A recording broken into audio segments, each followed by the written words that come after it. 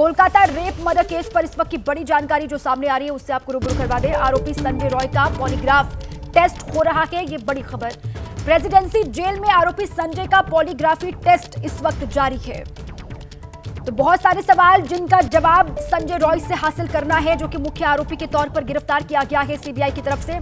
और आरोपी संजय रॉय का पॉलीग्राफ टेस्ट इस वक्त भी हो रहा है। प्रेसिडेंसी जेल बताया जा रहा है जहां पर संजय रॉय और वहीं पहुंची है सीबीआई की टीम।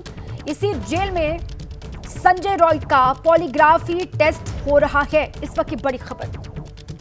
कोलकाता रेप कांड में पॉलीग्राफ टेस्ट संजय रॉय का कल संदीप घोष जो कि आरजीकर हॉस्पिटल का पूर्व प्रिंसिपल, उसका ये टेस्ट हुआ। उसके बाद आज संजय रॉय का ये टेस्ट हो रहा है।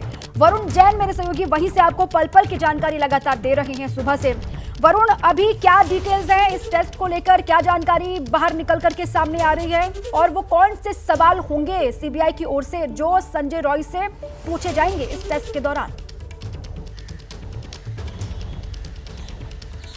देखिए, बिल्कुल मैं दिखा दूं, मैं प्रेसिडेंसी जेल के बाहर ही मौजूद हूँ। इसी जेल के अंदर संजय रॉय है वो पिछले 2 दिनों से बंद है और जो करीब आधा घंटा पहले सीबीआई सीएफएसएल की टीम यहाँ पर पहुंची थी और उसके बाद जो पॉलीग्राफिक टेस्ट है उसकी प्रक्रिया शुरू हो गई है। और जो पॉलीग्राफिक टेस्ट को लेकर जो सवाल जवाब होते हैं वो भी संजय रॉय से शुरू हो गए हैं। संजय रॉय क्योंकि मुख्य आरोपी है इसके अंदर, और अगर कहीं ना कहीं इसमें पूरी कोई कॉन्स्पिरेसी है, कुछ और लोग शामिल है, तो उनकी जो सीधे सीधे जवाब है संजय रॉय ही दे सकता है। साइकोलॉजिकल टेस्ट संजय रॉय का हो चुका है और यही वजह है कि उस साइकोलॉजिकल टेस्ट में भी जो उसका मेंटल लेवल देखा गया तो टीम ने यही बताया कि काफ़ी मेंटली स्ट्रांग है।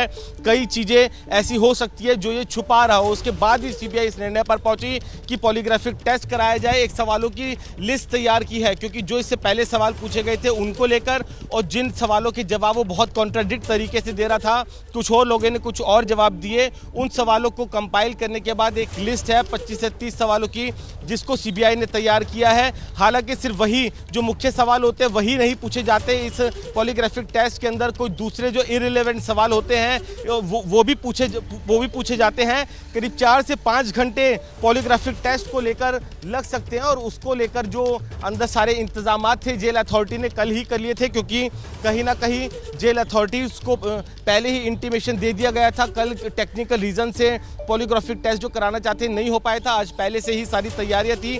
सीबीआई की टीम यहाँ पर पहुंची और पहुंचने के 15 मिनट बाद ही पॉलीग्राफिक टेस्ट जो था वो संजय रॉय का शुरू कर दिया गया है। जी बिल्कुल ठीक है वरुण, और साथ ही अलग अलग हिस्सों में सीबीआई की जो रेड हुई है वहां पर उसके बारे में भी जानकारी साझा कीजिए। कौन कौन से इलाके और जो ऑपरेशन हमने चलाया, जो स्टिंग हमने किया, उसके बाद ये दिशा मिली सीबीआई को?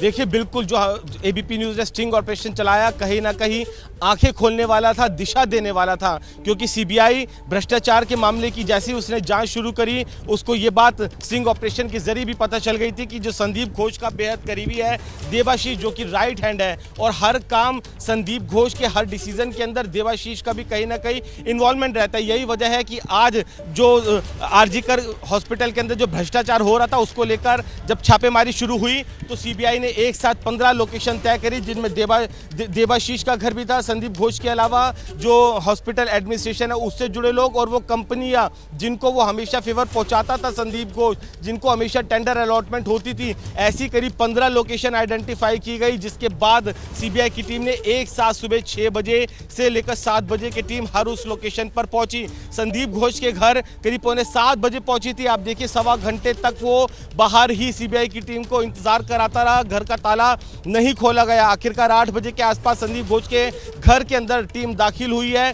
कई जो डॉक्यूमेंट्स हैं उनको खंगाला गया है, कुछ डॉक्यूमेंट्स को सीज भी किया गया है। बैंक अकाउंट्स की डिटेल, कितनी प्रॉपर्टी है, हॉस्पिटल से जुड़े जो कागजात हैं उनको भी संदीप घोष के घर में खंगाला गया है। अस्पताल में जो टीमें हैं वो तो बहुत महत्वपूर्ण हो जाती है, क्योंकि जितने भी टेंडर अलॉटमेंट, जितने भी जो भ्रष्टाचार से जुड़े जो कागजात हैं वो अस्पताल के एडमिनिस्ट्रेटिव ब्लॉक के अंदर हो सकते हैं। यही वजह है एडमिनिस्ट्रेटिव ब्लॉक को पूरी तरीके से अपने अंडर में सीबीआई ने ले लिया और अधिकारी वहाँ पर जितने भी जो टेंडर्स और जितनी भी अलॉटमेंट्स हुई है, जो भी खरीदारी की गई है उनसे जुड़े जो डॉक्यूमेंट्स हैं उनको खंगाल रही है, क्योंकि सीबीआई के पास बेहद पुख्ता सबूत पहले से होमवर्क करने के दौरान ये थे कि कई कंपनियों को फेवर पहुंचाया गया, कई कंपनी जो कि एलिजिबल नहीं थी उनको टेंडर अलॉट हुआ, हॉस्पिटल के अंदर जो इक्विपमेंट्स खरीदे गए वो बहुत महंगे खरीदे गए और पर्टिकुलर कुछ कंपनियों से खरीदे गए, मेडिसिन की टेंडरिंग में भ्रष्टाचार होता था। इतना ही नहीं, और जो बॉडी सवाल जो तो गंभीर और भी अनआइडेंटिफाइड इसलिए हो जाते हैं क्योंकि ये सब वहां पर हो रहा था। जो स्टिंग हमने भी किया उस बात में, स्टिंग में भी वो बात निकल करके बाहर आई, तमाम लोगों ने इसका जिक्र किया कि वित्तीय अनियमितता वहां पर है, भ्रष्टाचार वहां पर हो रहा है, गिरोह वहां पर काम कर रहा था। अब ये सब कुछ सरकार के प्रशासन शासन के नाक के नीचे हो कैसे रहा था, सवाल तो ये है ना।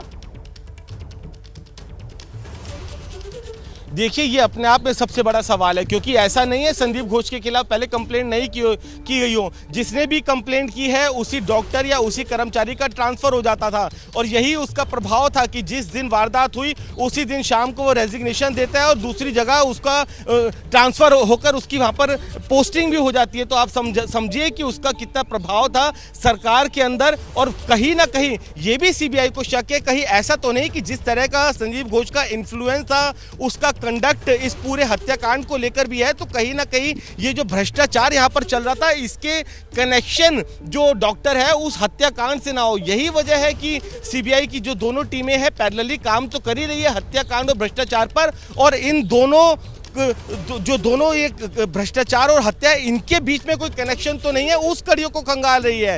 यही वजह है कि संदीप घोष का पॉलीग्राफिक टेस्ट कराया गया और साथ ही जो संजय रॉय का उसका पॉलीग्राफिक टेस्ट कराया जा रहा है, ताकि जो कड़ियां अगर आपस में जुड़ती है तो उसको जोड़ा जा सके। क्योंकि संदीप घोष का कंडक्ट रात को भी बेहद हैरान करने वाला था। उसने परिवार के लोगों को सुसाइड की जानकारी दी। कहीं ना कहीं इस हत्याकांड के अंदर सुसाइड की थ्योरी को घुसाने की कोशिश की गई है, जिससे कि शुरुआती तौर पर ही कोलकाता पुलिस अपनी दिशा भटक गई थी। उन फॉरेंसिक एविडेंस और मौका वारदात पर जो एविडेंस है उनको कलेक्ट नहीं किया गया। ऑपरेशन आरजीकर हमने किया, उसमें भी पोस्टमार्टम टीम का हिस्सा जो डॉक्टर थी रीना दास, उन्होंने भी इस बात का जिक्र किया कि जब वहां पर ये वारदात हो गई, ये घटना वहां पर घट गई, उसके बाद वहां पर संदीप घोष के द्वारा एक मीटिंग बुलाई जाती है जिसमें बाहर के लोग आते हैं, उसमें वकील भी होते हैं, बाहर का स्टाफ होता है, और मीटिंग होने के बाद ही सुसाइड इसको करार दिया जाता है, इसका ऐलान किया जाता है। अब सीबीआई हर एक गुत्थी को सुलझाने की कोशिश कर रही है। वरुण, आप रहे हमारे साथ,